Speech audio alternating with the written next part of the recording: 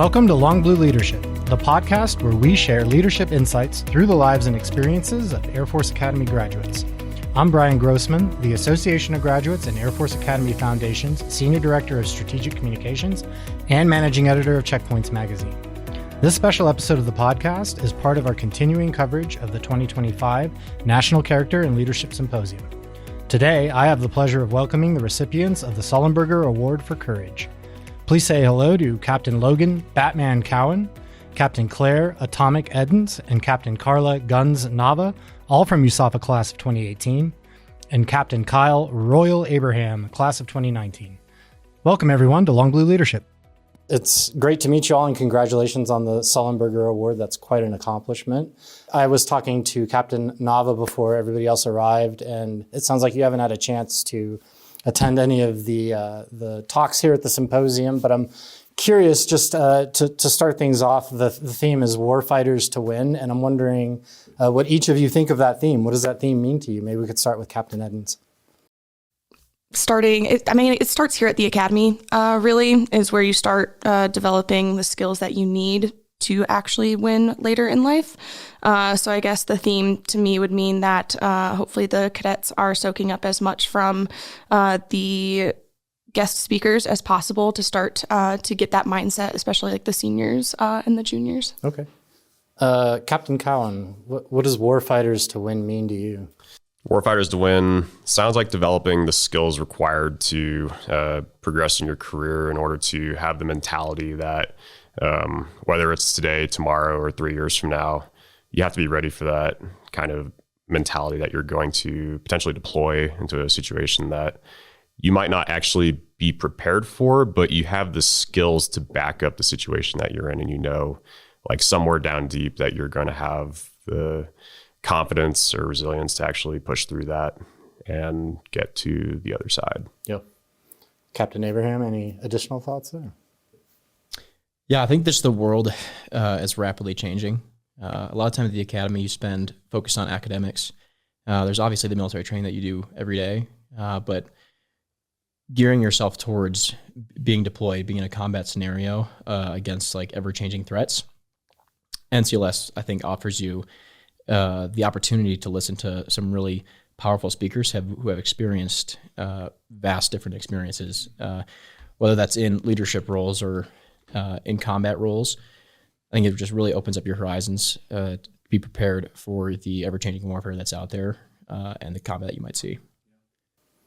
We'll finish up with Captain Nava. What does Warfighters to Win mean to you? Yeah, well, the first thing I think of is like our 2018 class BCT phrase is fight to win, which the upperclassmen are like, why would you fight if you're not going to win? So it's very funny. That's what I initially think of. But warfighter, it encompasses all the AFSCs in the Air Force. So like you don't have to be an aviator to be considered a warfighter. And I know a lot of looking through the pamphlet and talking to people, like not just aviators are recognized like that. So I know it's a little different. And most people think that if you're not flying in the Air Force, what are you doing? But every person in the Air Force has the opportunity to step up and be that warfighter and take that lead. So that's what I think of. Okay. Let's stick with you. So April 13th, 2024 is sort of the evening and this is all about, right? Can you paint a picture for us and let us know what happened and why we're all sitting here? Yeah, so I feel like you have to start a couple days, so maybe like a week before. Sure. Our intel shop was crushing it downrange, and we got intel that something big was going to happen between Iran and Israel. And so we immediately shifted to an alert status. Me and the scheduling shop, Royal and I were on that. We were like, all right, we got to shift everyone to night shift. And so we were all adjusting to that. And then a couple days before, we have the first couple of alert lines. And so we have our patch who's briefing us. Like he's the expert essentially in any fighter squadron. You have the patches that go through specific weapons school. And so they're teaching us and gearing us up. Was like, this is what you have to do as far as geometry wise, things to think about. This is the threat. And so we're setting up on that throughout the couple days leading up to April 13th. And so I distinctly remember Atomic and I, we were number 2 on the 12th, led by our weapons patch. Irish coffee. And so I absorbed all that information. I think I could still splurt it out right now if I had to, because we were like, this is going to be the day. And that's the experts. We just want to gather all the information that we can. Nothing really happened on the 12th, and the 13 rolls around, and I look at Atomic. I'm like, all right, we're leading a formation of 2. We're the second alert launch. Like, we have to be on our A game. Like, you ready for this kind of thing? So honestly, the energy was kind of crackling. It was different. Like, I even was like, all right, I'm going to bring a projector if we want to watch movies, because like the alert launches before, nothing was going on. Yeah. But like, no one ever wanted to crack it like out of the container and stuff. We're just buzzing in the Intel shop, just constantly briefing and rebriefing, thinking of ideas. Like, Claire and I took a long time to talk about the what if contingencies, which did end up coming to be later on. So that's like the initial setup for the 13th. And maybe you can give us, Captain Ed, some specifics. What airframe are we talking about, and the what are we looking at here? Yeah. Yep, the F-15E Strike Eagle. Absolutely beautiful piece of machinery, in my personal opinion. But we were, I guess it was a total of about 8 of us that were briefing together that night, all planning. A couple were actual planned takeoffs, and then there was our formation and the formation in front of us that were just the alert lines, the in case we need you lines. So we definitely, it felt different. I was personally kind of at that point where I was like, I don't actually know if it's going to happen, because we had done so many alert shifts. We had gone out, we had hot cocked the jets every single morning. So that basically you can just hop in, turn it on and go. So you go through all of like the pre-flight checks and everything earlier in the day to make sure that the jets are ready to go should you alert launch, because we were expected to be on a 30-minute timeline. So it was going to be fast, because that includes getting dressed in all of your gear and basically running out to the jet, which actually kind of helped with, I think, a little bit of the adrenaline and the nerves.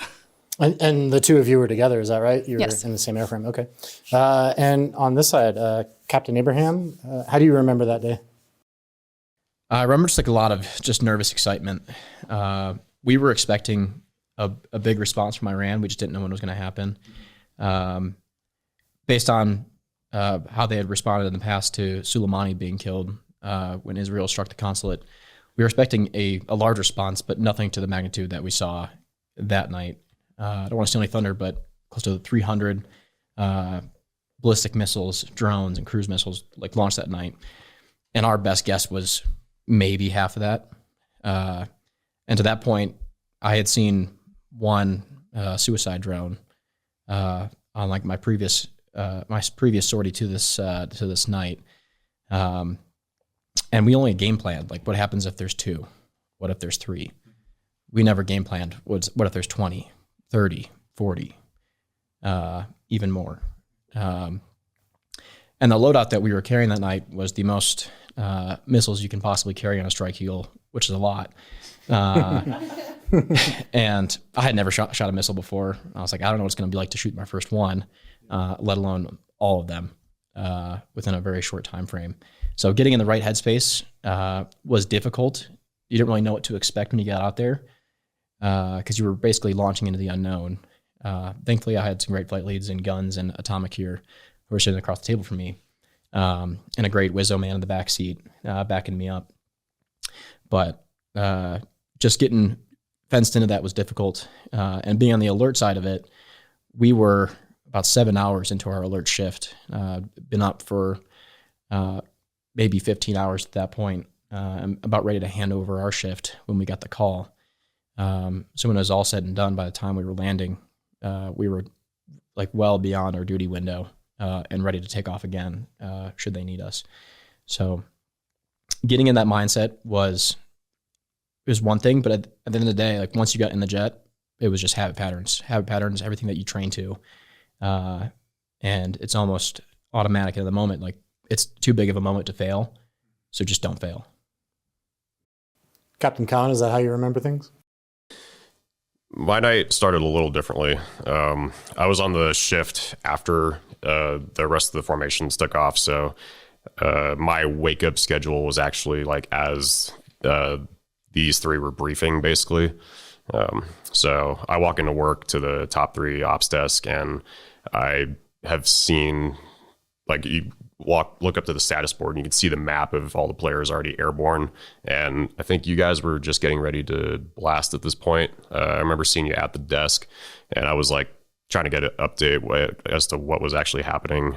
Go back into the vault, and they had gotten the intel that something was definitely going to happen. So they were starting to launch all the alert crews on top of the fighters that were already airborne.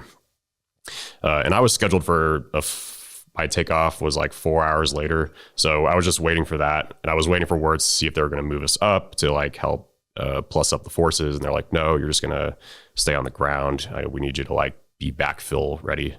So we did that. We got with intel. We were watching the whole thing unfold from the map, which is actually really cool because we were getting the live updates of how many missiles and drones they were shooting down the entire time we were getting ready to brief.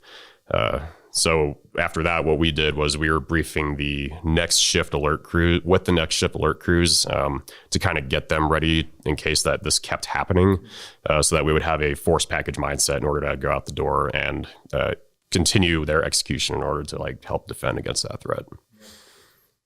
Captain Nava, what was the end result of at least your time out that night? End result, like mentally, physically?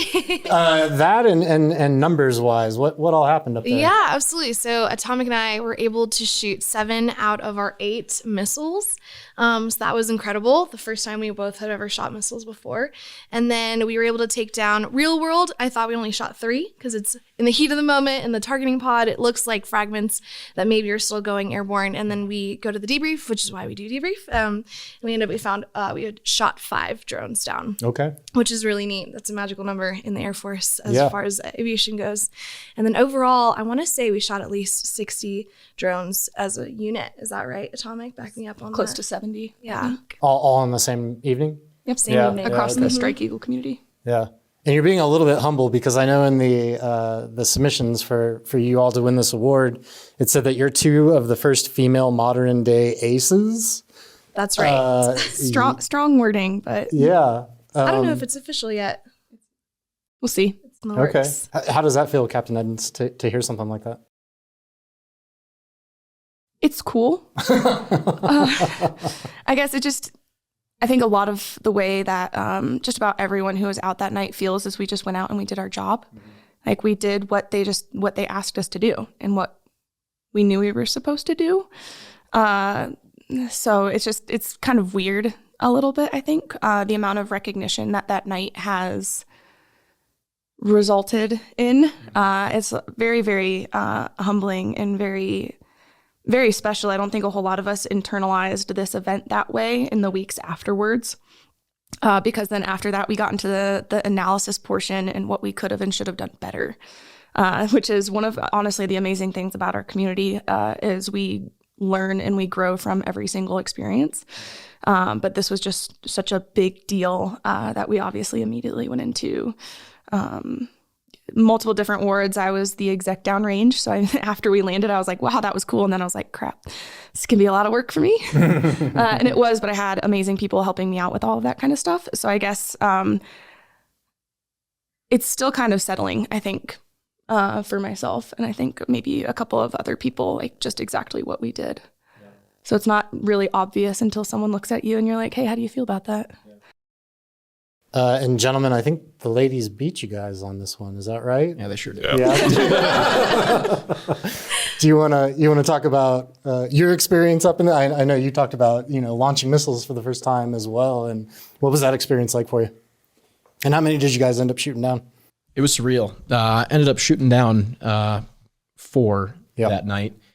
At least of like what you can confirm in the target pod, it's really difficult.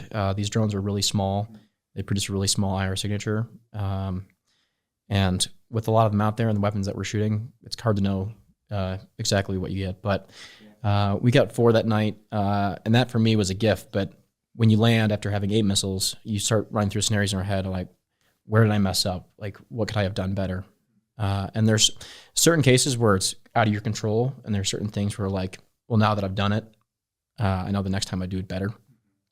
But it's hard to kick yourself because 99% of the munitions that were shot that night were taken down, and no injuries or lives were lost, at least for the friendly forces. So stepping back, like after the fact, you're kind of just humbled to be a part of it. But in the moment, you get down, you tally up your kills, you do all the paperwork that's required, and then you're on the next day. Like, what's the next mission? What's the next intel? And what do we need to pivot to be prepared to meet the CFAX intent? That night specifically was interesting for me. I was the number 2 to atomic and guns here. We got alerted and ran out to our jets. And the first thing I hear over the radio is that their jet broke. And my jet was in the green, and I got told to launch alone and afraid out into the night sky in the Middle East. Not really having a clue of where I was going. And we could tell. We got there eventually. Yeah, and that's all that matters. Not having my trusty flight lead here to guide me around as a young wingman. But got to blast out and be eventually joined up by them and achieve my first kill 24 minutes after takeoff. And then quickly got into getting there first as well right after that. And then getting the formation back together, go into a different area to kind of send the reinforcements to the guys that were out there that were running out of missiles and gas, and kind of take their place to start thinning out the hordes. And while we're working as a formation out there, a lot of it felt like you're almost on your own. You're doing yo-yo operations to and from the tanker, and the threat just keeps coming. So there's not a whole lot of time to wait to get the formation together. For your first few employments, I was on the tanker, so you guys are engaging without my sensor support. And then as you guys go to the tanker, I engage my next 3 drones without support. So it's almost like single ship ops, just trying to do what you can to stop the waves of drones that are heading towards Israel, and who knows where else, with friendly bases all over. And by the end of the night, we're just working together to try to get the best shots we can on the remaining drones with the missiles that we have. And as soon as I ran out of missiles, I'm just painting the picture out over the desert with my radar, trying to help atomic and guns find some more. And I look out to the east under night vision, and I see the entire border of Iran light up with ballistic missile launches. And it had to be about 90 at once. I just remember calling out over the C2 freak, like, eyeball 90 ballistic missiles out of Iran, the entire border, heads up. And you just see these streaks blast across the sky up into space over your head. And you look back and back to the west, and I see the entirety of Israel's air defense launching to meet it. And the terrifying thing that night was, as those interceptors are launching to meet the Iranian ballistic missiles, we've got a bunch of friendly jets trying to RTB. And you have these explosions happening in space. And under NVGs, you can see these rocket bodies falling back to the earth. And you can see them maneuvering to dodge the debris. And we were doing the same out where we were at. And it's just kind of a surreal feeling, like, for the most part in the Middle East, it's not a lot happens all at once, but it happens quickly. But for the most part, you feel pretty safe up there in your jet. And that night, like, the shooting started, and you start really wondering, am I going to have a runway to come back to? Are people going to have to divert somewhere else? Like, who's not going to make it home? Are they going to run out of gas and not have a place to land? Are they going to put it down in the desert? You don't really know until you get back to base. So that was kind of a gut check. And we were expecting to have to land somewhere else based on where those missiles were going. Like, there's zero chance we're going to have a runway left. So that was a pretty wild moment. Yeah.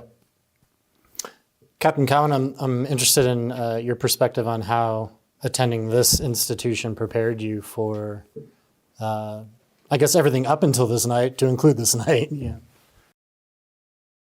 So I guess to kind of look back, you have to go even further. It's kind of before the academy. So I'm an Army kid by trade. I'm 3rd generation military, and that kind of led me, that and like early love for aviation kind of guided me towards this path to choose or to desire to come to the academy. My dad was a helicopter pilot.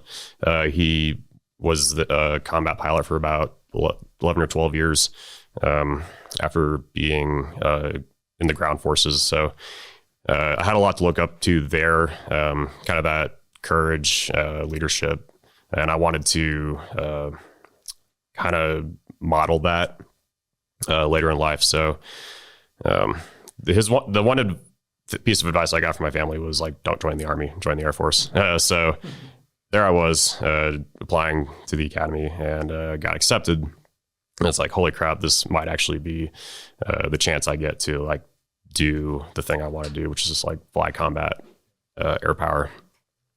So I kept tried to keep up with that. Academics, okay. Everything else, yeah. I wasn't the best cadet, but at the same time, like the resiliency you grow here with the programs that you have, the friends that you meet, the people that you build relationships with, you go through the hard times together. Like my best friend in all of life, like we met here freshman year and we've shared blood together. Like we've spilled tears and had the hardest times. It's a tagline, but like it forms your resilience so that you build the confidence for your future career. We'll go to Captain Nava. Captain Cowan said he was not the best cadet. Were you the best cadet? I would say it was average at best. Rolling in, I think my strengths were academics. That's just what I was pretty good at growing up and stuff. So the athletic portion was kind of tough for me, especially being in thin air. It was tough coming from sea level, but it was something that like my friends, like we talked about, like you make really good friends here. And so I was leaning on them for their support as far as like their strengths for athleticism, and I'd help them study and stuff like that. So I would say pretty average cadet. I put myself into opportunities to lead every once in a while. I was able to work with Atomic a little bit in the group stuff, so that was kind of fun. But I have to say, I feel like balancing everything that you have to do as a cadet at the academy and having like essentially containers of like, this is this, like when to transition and multitask. I know things are always running through your mind is what I took away from it. So like being able to focus on one thing while keeping everything in the back burner and like still kind of like work on it later. I think that's what I got as far as like developing myself professionally.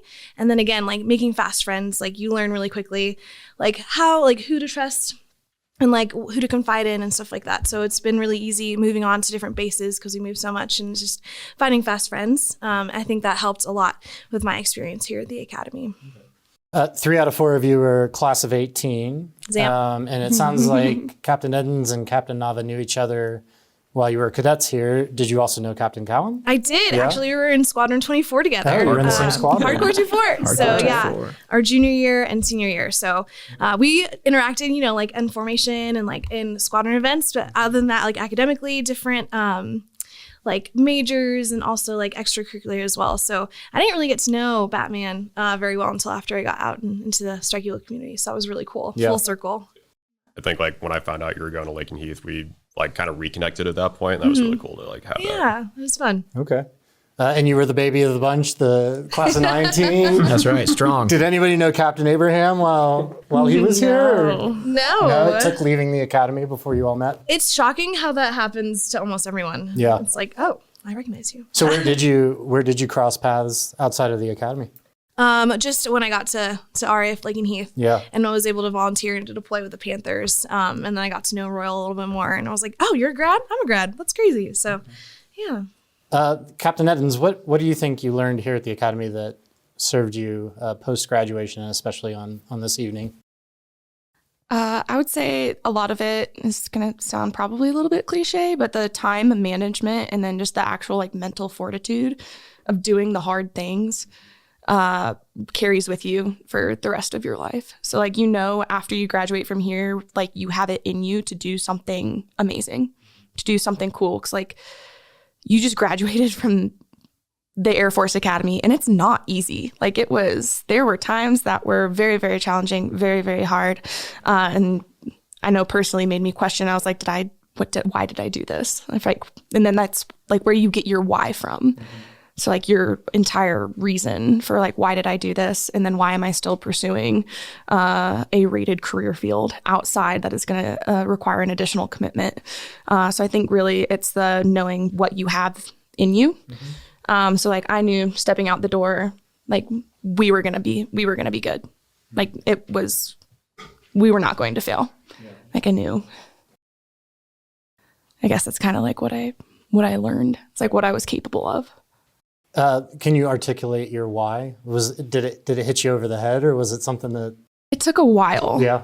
I was not from a military family, had almost zero experience with the military, other than my dad being involved as basically like a missionary with the Army. He had been to multiple places in Iraq and Afghanistan, but that was when I was much, much younger.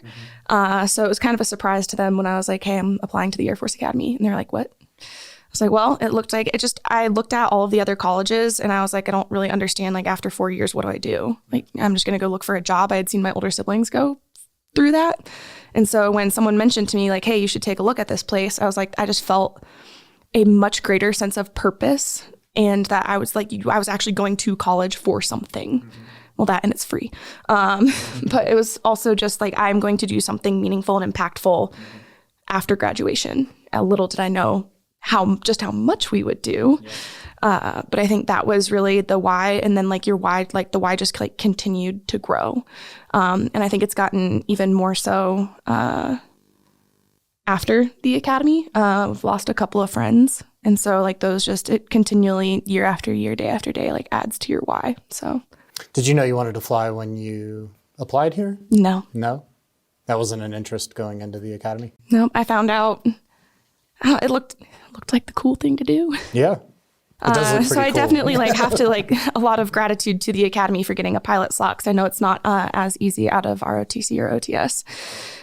So that was huge. But I definitely just like looked at all of the jobs and I was like, well, looks pretty awesome. Mm-hmm. And then they told me I wasn't pilot qualified. I had significant hearing loss in one of my ears. And I think that just made me want to do it more. So I ended up giving up one of my summer leaves to have surgery, and then was able to get a waiver 8 days before graduation. And they told me I could go to pilot training. So, and I think there's just something about being told you can't do something that just makes you want to do it more. Yeah. Colonel Abraham, did you have a why coming into the academy, or is that something you discovered here? Colonel Abraham, that sounds terrifying. Captain Abraham, did you discover your why before you came to the academy or once you were here? Yeah, I think I did. I really wanted to be a fighter pilot, really wanted to fly in the CAF. And the Air Force Academy for me was my number one choice. Hate swimming, terrible at it. Wasn't going to go in the Navy. And I didn't want to fly helicopters, so the Army was out. So it was really USAFA or bust for me. I applied to ROTC at a few different schools, but this was my number one. I didn't always want to fly. I wanted to be a brain surgeon growing up. My sister had a pretty complicated surgery when I was in middle school, and her doctors were incredible and inspired me. Like I wanted to do that. I wanted to save kids too. And then playing hockey in high school, I tried to check someone along the boards, completely missed, and split my chin open. And when I went to the ER for that, I met like the most jaded ER doctor in the world. And he's like, you don't want to be a doctor, man. Like, go find something more fun to do. It's going to take less debt and less time. And I'm like, yeah, I'm sold. All right, back to the drawing board. Probably watched Top Gun or something. And I'm like, all right, I guess a fighter pilot would be pretty neat. So yeah, came to the academy knowing it wasn't a guarantee, but your odds were the best to get a pilot slot out of it. And just put my best foot forward, did what I could to finish as high as I could in the class, and prepare myself, take the airmanship opportunities that I could to see if I liked it. I mean, a lot of people come to the academy thinking or knowing they want to fly, but maybe have never flown before. They've never experienced it. And you don't really know what it's like until you experience air sickness or being high up or having to land the plane for the first time. You're like, all right, this is actually difficult. Or heaven forbid, talking on the radios. That's probably the most stressful thing in pilot training, is learning how to talk on a radio. The rest of the flying comes kind of naturally after that, but talking outside agencies is terrifying. So yeah, I think the academy was great. It really prepped me well for this career, for flying the Strike Eagle. And I think a lot of it comes down to the work ethic that it inspires in you through the academics, just because it's so rigorous. I studied astronautical engineering here. And I would never say I was a great student. But I ended up doing all right just because I worked my butt off because I was just nowhere near as smart as the guys that were in my major. But I did what I could to pass my courses and at least look the part. And getting to pilot training, I think that the study habits, the work ethic, really sets you up for success because I'd equate pilot training to getting a PhD in flying. There's a lot of study. It's a whole different language between radios, air traffic control rules, and learning each jet that you fly. So I think the time that you have at the academy is invaluable, not only the academics, but also just the extracurriculars you get to do, the military training. It really rounds you out well and keeps you balanced and able to juggle a lot of things on your plate. Captain Nava, what was your why? Like the rest of the people that just talked, like I didn't know I wanted to fly, actually. Like, my mom, this is kind of crazy. Batman was at the drop for the rated slot. I had done everything, essentially, except take the TBAS to be qualified to be a pilot. It's just things that lined up. I was like, oh yeah, I'll get my eyes done. I'll do powered flight. That sounds great.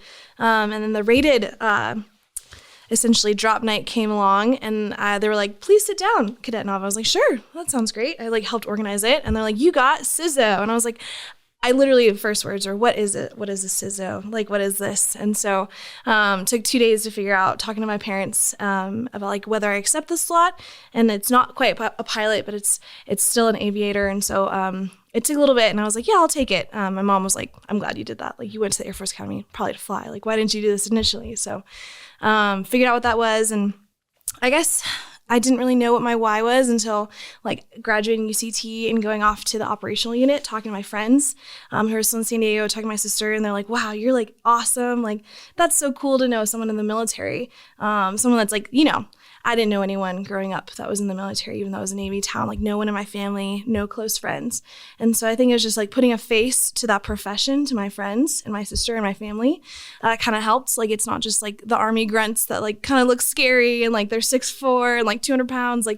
You see a 5'2" Latina and you're like, oh, she's in the military. Let me ask her questions about what that's like and stuff. So just being someone that is a face to the name as far as what this profession is. And I thought about that and I was like, yeah, I want to be a good example to my friends and what this is. And so my big why was, one, protecting innocent lives. That night was really big for protecting Israelis and coalition forces that were out there with us. And then also representing just what it's like to be a good American. So I always try to think about that whenever I do my actions. So did it wear off on anybody? Do you have any siblings or friends that decided to follow in your footsteps? My sister did try. Oh, yeah, she tried to get to the academy. It just, the stars didn't align. Yeah. And I think she's where exactly she needs to be. Okay. But she was like, wow, I never thought about it until you. So we'll see. I have new nieces after getting married. So hopefully they want to fly. They have a lot of questions for my husband and I. And hopefully I can be here's the Air Force Academy. You can follow in our footsteps. So class of 40 or yeah, honestly, that's terrifying. When we have Colonel Royal, they'll be here. See, that was just a premonition. That's right. Yeah. So I hope so. I hope to be an example. This is getting this award and having these opportunities. Honestly, that's a nice side effect. Yeah, is being able to show that anyone can do it. So I want to talk about the award, Captain Cowan. What does it mean to win the Sullenberger Award for Courage? I mean, we've all heard the story of the miracle on the Hudson, right? And I don't know if anyone can truly live up to that, but to be recognized in the similar vein as the one of the most heroic acts in U.S. aviation history is, as Atomic would say, humbling, incredibly so. It's a lifetime achievement in that kind of aviation world. Yeah. But you're so young, Captain Abraham. What's it like to have a Lifetime Achievement Award at this stage? It's pretty wild. I just never expected this for my career, at least this early. And I guess to be someone that people can look up to. I don't feel any different or like a hero for what we did. I just felt like we were doing our job. And I would imagine Captain Sullenberger felt like he was just doing his job as well that night. I obviously view him as a hero. I mean, what he did was incredible. But I feel like it's hard to be compared in any way because there's just no comparison. I mean, he's amazing. What he did is amazing. And it's just an honor to be considered for this and be able to meet him and be recognized for that cadet wing. Because as a cadet, I had no idea that my career was going to turn out this way, this fast. Being just over 5 years removed from graduation, it comes at you quick. By the time you deploy, you just don't know what to expect. So it's an honor, but sometimes it's just hard to believe that it's happening because sometimes you're just doing your job. Yeah. Captain Edens, can you believe it? No. Yeah.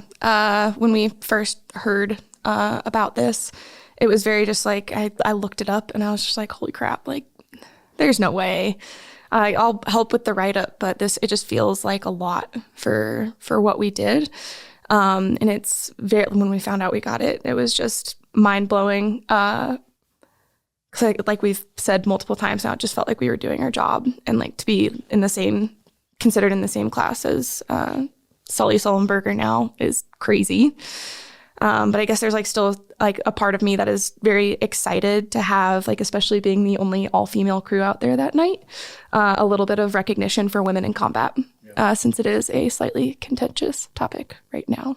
But we're obviously capable of really amazing things. And I just hope that the younger women, especially still at the academy and going through pilot training, can see and strive for like just awesomeness. Captain Nava, Sully Sullenberger was a graduate of the academy. Do you feel some sort of kinship to him, especially now that you have something with his name on it that will sit on your mantle? Absolutely. It's really cool. You have opportunities at the academy to meet academy grads, but like to be akin to one and like the same essentially achievement is really cool.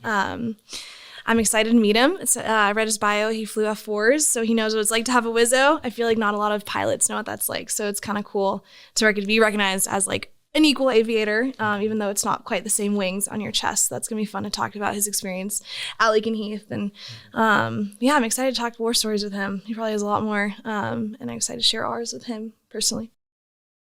Hey, we can go around the table just for some parting thoughts and what's next in your careers. Captain Cowan, what's next and what do you think about all this? Well, I have another deployment coming up this year. So just looking forward to helping. So I'm with Atomic in our new squadron, the Tigers, out at Mountain Home. So we're going to be helping step up to the plate second half of the deployment, backfill some experience, help the younger dudes navigate the AOR. It's a complex thing like that. CENTCOM's always changing. Every day is something different, and you never really know what to expect, even if you've been there like 1, 2, 3 times. Like every deployment's different, and just looking forward to like being able to help the younger dudes navigate that, and hopefully set them up for success so that if something of this magnitude or even something crazier happens, like they are prepared for it. And like that's what we're here to do. Like we've been there, seen it, done it, and it's now our duty to like help prepare the younger generation of aviators to step up to that role. Yeah. So that's what I'm looking forward to. Captain Abraham? Yeah, I've got about another year and a half just extended at Lakenheath. So I'll be there a bit longer for a nice short 4-year assignment in England, which is great for the travel. Not so great for contacting family and friends back home, but we're also geared up for deployment this fall going into the winter. Not sure where yet, but we'll go wherever they need us. And then back to the States. I don't want to say there's a place I'm hoping for, because if I don't get it, then it'll be held against me. But hopefully I'll be stationed with some friends, potentially in this room. We'll see. And we'll see where it goes from there. Still a young captain. Got a lot of runway to go. And excited to keep flying the Strike Eagle as long as I can. But it's kind of wild. Like you finish up a deployment and you get home, finish your R&R, and all of a sudden the conversation is, what's the next deployment? Like, when are we going? So Atomic and Batman are leaving soon. I feel like I just got back and we're about to head out the door as well. Yeah. So the deployment cycle is pretty crazy, but honestly, it's the best flying, and I'm really excited for it because it's when you get to actually do your job. Training's cool, it's fun, but nothing beats flying combat lines and hearing from the guys on the ground that appreciate what you're doing. It makes it all worth it. Captain Nava, what's next for you? Yeah, so I'm taking a little, another side step. I'm going to be teaching UCT over at NAS Pensacola as an instructor. So I just finished that upgrade.